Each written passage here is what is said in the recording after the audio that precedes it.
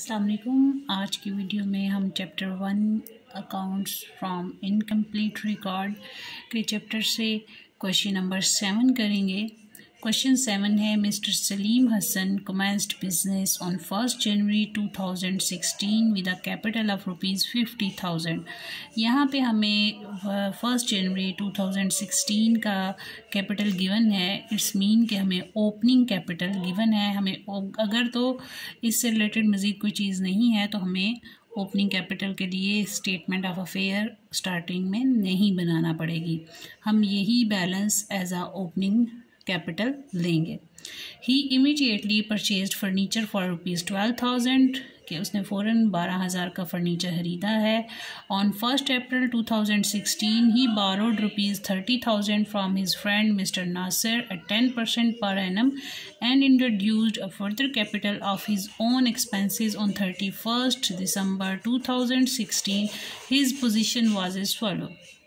अब इसमें क्या है कि उसने 30,000 जो है वो उधार लिया है, जिसके ऊपर 10% इसको इंटरेस्ट पे करना पड़ना है, और उसने इसमें से फ्रेश कैपिटल इंट्रोड्यूस करवाया है 19,000, और अब वो इसमें से विड्रा करवा रहा है 1800 हर महीने के एंड पे फॉर फैमिली एक्सपेंसेस, यानी ये क्या हो जाएंगी, ड्राइंग्स हो जाएंगी।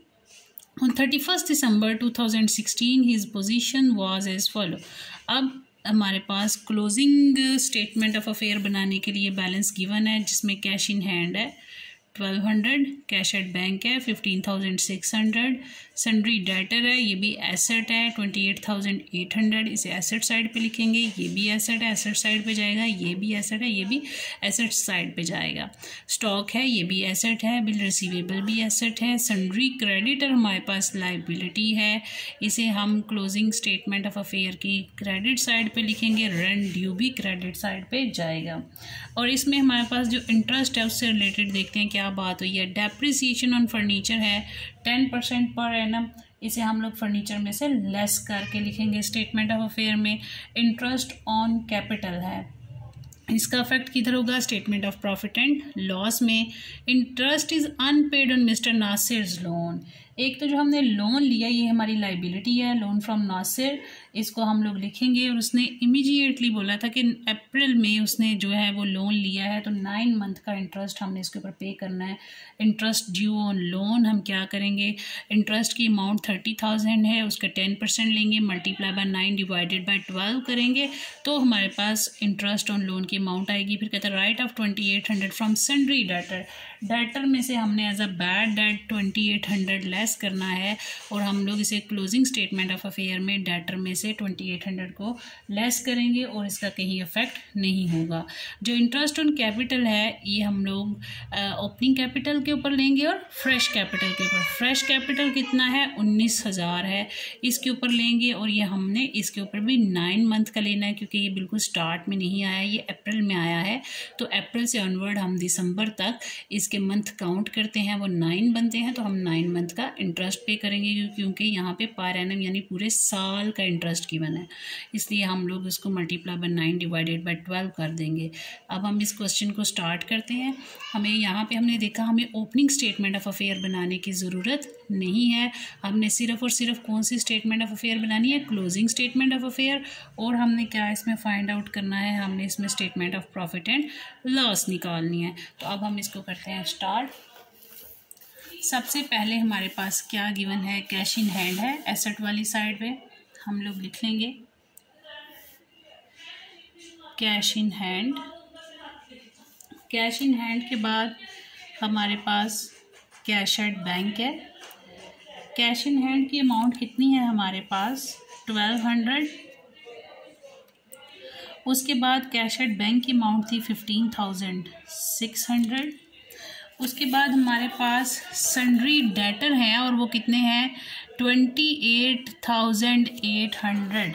तो यहाँ पे हम लोग लिखेंगे सन्ड्री डेटर, इसे मैं इनर कॉलम में लिखूंगी क्योंकि हमारे पास इससे रिलेटेड एडजस्टमेंट है। उसने कहा right off 2800 from sundry debtor, तो लेस हम लोग करेंगे बैड डेट्स। बैड डेट्स हमारे कितने हैं, 2800। वो इसमें से लेस हो गए तो हमारे पास कितना रह गया 26,000। अब हमने क्या करना है, स्टॉक वो भी हमारा एसेट था उसको लिख लिया, वो है 40,800। फिर हमारे पास क्या अमाउंट थी बिल रिसीवेबल की, बिल रिसीवेबल की अमाउंट है 9,600। फिर हमारे पास फर्नीचर है, फर्नीचर की अमाउंट हमारे पास कितनी है 12,000 और उसने कहा है कि 10% पर एनम। अब देखें इंटरेस्ट उसके ऊपर जो डेप्रिसिएशन है 10% है। उसने यहाँ पे लिखा हुआ है कि जो फर्नीचर उसने खरीदा था इमीडिएटली, मतलब जैसे ही बिजनेस स्टार्ट हुआ है तो फ़ौरन ही फर्नीचर खरीद लिया है 12,000 का 1 जनवरी को ही, इसलिए पूरे साल की इसके ऊपर डेप्रिसिएशन लेस होगी, लेस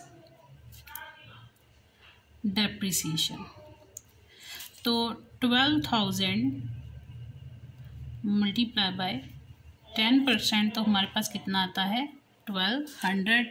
12,000 में से 1200 लेस करेंगे तो 10,800 आ गया। यहाँ पे हमारे सारे अफेक्ट जो हमारे पास एसेट्स से रिलेटेड थे हमने कर लिए हैं। अब हम लाइबिलिटी साइड पे जाएं तो हमें क्या गिवन था, सन्ड्री क्रेडिटर, और क्रेडिटर से रिलेटेड हमें और कोई चीज़ गिवन नहीं थी। इसकी अमाउंट कितनी है 3,000। फिर हमने देखा था रेंट ड्यू है, यानी रेंट हमारा पेएबल है, लाइबिलिटी है 900। फिर हमने लोन लिया था फ्रेंड से, उसका नाम था नासिर, लोन फ्रॉम नासिर, कितना है 30,000। अब इस लोन के ऊपर इंटरेस्ट ड्यू है, इंटरेस्ट ड्यू ऑन लोन 30,000 का लोन है और कितना इंटरेस्ट रेट था हमारा, interest is unpaid on mister Nasir, कितना इंटरेस्ट रेट है 10% per annum, multiply by 10 divided by 100। अब देखें लिया कब है, अप्रैल में, 1 अप्रैल। कब हम ले रहे हैं 1 अप्रैल, और अप्रैल मई जून जुलाई अगस्त सितंबर अक्टूबर नवंबर दिसंबर 9 मंथ बन जाते हैं, मल्टीप्लाई बाय 9 डिवाइडेड बाय 12 किया तो आपके पास इंटरेस्ट ऑन लोन की अमाउंट आ जाएगी 2,250। उसके बाद हम इसका टोटल करेंगे, 1,200 प्लस 15,600 प्लस 26,000 40,800 9,610। ओके, इसका टोटल हमारे पास आ जाएगा 1,04,000। अब हम क्या करेंगे, इसमें से ये सारी लाइबिलिटीज़ को माइनस कर देंगे। जब ये सारी लाइबिलिटीज़ हमारी माइनस हो जाएंगी तो हमारे पास कैपिटल की अमाउंट आ जाएगी। हम लिखेंगे कैपिटल ऑन 31/12/16 और ये क्या है बैलेंस फिगर, कितना है ये माइनस करने के बाद 67,850 और टोटल वही आ जाएगा 1,04,000। ये हमारे पास आ गया इसका opening closing capital. Opening capital हमें ऑलरेडी गिवन था 50,000। अब हमने क्या बनानी है, इसकी statement of profit and loss. तो उसका फॉर्मेट मैंने पहले ही बना लिया है statement of profit and loss का। अब क्या है कि हम लोगों ने इसमें सबसे पहले किस चीज़ को लिखना होता है, capital at the end of year. तो capital at the end of year हमने अभी फाइंड आउट किया है, जो 31/12/16 को था वो है 67,850। फिर हमें क्वेश्चन में ड्राइंग्स गिवन थी, ऐड हम करेंगे ड्राइंग्स। उसने क्या कहा था कि withdraw 1,800 eight the end of each month, वो हर महीने के एंड पे 1,800 रुपया अपनी फैमिली के लिए निकलवा रहा है। तो हम उसको लिखेंगे 1,800 रुपीज़ मल्टीप्लाई बाय 12, तो ये आता है 21,600। ड्राइंग्स हमारे पास ऐड होगी तो हमारे पास टोटल अमाउंट आ जाएगी 89,400। 50 लेस हम करेंगे additional capital introduced during the year. अब 30,000 उसने जब लोन लिया था अपने फ्रेंड से और उसमें उसने इंट्रोड्यूस करवाया था fresh capital of amount rupees 19,000। उसने कितना फ्रेश कैपिटल इंट्रोड्यूस करवाया है? 19,000। यहाँ पे हम लिखेंगे लेस 19,000। तो हमारे पास जो अमाउंट आएगी उसका नाम क्या होगा? Adjusted capital at the end of year. कितनी अमाउंट आ जाती है हमारे पास? 70,450। अब हम क्या करेंगे? Less capital at the start of year. तो स्टार्ट में हमारे पास कितना बुक पे कैपिटल गिवन था? 50,000। जब इसमें से लेस हुआ तो हमारे पास आ जाता है 20,450। ये हमारे पास क्या आया? Profit eight the end of year before interest. Before interest मैंने क्यों लिखा है? क्योंकि हमें इंटरेस्ट ऑन कैपिटल क्वेश्चन में गिवन है, उसको हमने लेस करना है। Less interest on capital. अब मेरे पास क्वेश्चन में ओपनिंग कैपिटल भी है और एडिशनल कैपिटल भी है, तो मैं क्या करूँगी? पहले ओपनिंग कैपिटल लिखूँगी और ओपनिंग कैपिटल की अमाउंट कितनी है मेरे पास? 50,000।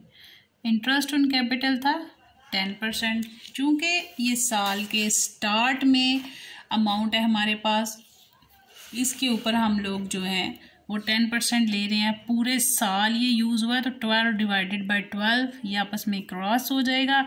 तो ये हमारे पास कितना आता है? इंटरेस्ट 5,000। देन जो हमने during the year capital fresh capital introduce करवाया उसके ऊपर 10%। लेकिन ये 1 अप्रैल को इंट्रोड्यूस हुआ था जब हमने लोन लिया 30,000। उसमें से हम लोगों ने कुछ अमाउंट इन्वेस्ट कर दी और जो है वो हमारे पास यहाँ पे अप्रैल में ही इसके ऊपर लोन के ऊपर इंटरेस्ट स्टार्ट हो गया। तो इसके ऊपर भी कैपिटल जब हमारे एज आ इन्वेस्टमेंट बिजनेस में आ गया तो ये कैपिटल बन गया।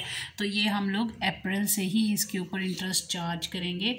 तो अप्रैल से दिसंबर तक 9 मंथ बनते हैं, पूरे साल के 12 महीने होते हैं। तो इसको कैलकुलेट करने से हमारे पास क्या आता है? 1,425। तो ये टोटल कितना हो गया? 6,425। अब इस 6,425 को हम लोग लेस कर देंगे 20,450 में से। ये हमारे पास क्या बन जाएगा? 14,025। ये क्या आ गया? Net profit made during the year. तो ये हमारा क्वेश्चन 7 यहाँ पे कंप्लीट होता है। अगर हम लोग दोबारा देखें जो कैलकुलेशंस हमने की हैं, एक आपने याद रखना है, जब भी आपको कोई एडजस्टमेंट्स गिवन है तो आपने उसका effect closing statement of affair पे करना है। जैसे हमें डेटर से रिलेटेड गिवन थी तो हमने बैड डेट्स को डेटर में से लेस किया है। फर्नीचर से रिलेटेड एडजस्टमेंट थी तो फर्नीचर में से डेप्रिसिएशन को लेस किया है। लोन से रिलेटेड एडजस्टमेंट थी, इंटरेस्ट ऑन लोन ड्यू था तो हमने ड्यू का मतलब होता है पेएबल, मतलब हमने अभी पे करना है, तो वो हमने लिया उसके ऊपर। क्योंकि 9 मंथ से लिया था तो हम लोग उसकी लोन की अमाउंट का 10% लेंगे, मल्टीप्लाई बाय 9 डिवाइडेड बाय 12 करेंगे। डिवाइडेड बाय 12 करेंगे तो हमारे पास इसकी ये लोन की अमाउंट आ जाएगी। टोटल में से हम लोग इसको लेस कर देंगे तो कैपिटल की अमाउंट आ जाएगी। इसी तरह हम लोग यहाँ पे जो स्टूडेंट्स को प्रॉब्लम होती है वो इंटरेस्ट ऑन कैपिटल पे होती है। ओपनिंग कैपिटल पूरे साल इस्तेमाल हुआ है, इसलिए हम लोग पूरा उसके ऊपर यहाँ पे मैंने 12 डिवाइडेड बाई 12 करके आपको बताया भी है कि पूरे साल में 12 महीने होते हैं और ये 12 महीने इस्तेमाल हुआ है और ये आपस में कट जाएगा। इसलिए 10% 5000 आया हमारे पास। फिर हमारे पास 19,000 का हमने 10% लिया है तो उसका 9 मंथ यूज़ हुआ, इसलिए हमने ये अमाउंट लिखी। दोनों का टोटल करके आउटर कॉलम में लिखा। और जो हमारे पास profit before interest and tax आया है उसमें से हमने इसको लेस कर दिया तो नेट प्रॉफिट हमारे पास आ गया। इसके साथ ही हमारा ये क्वेश्चन कंप्लीट होता है।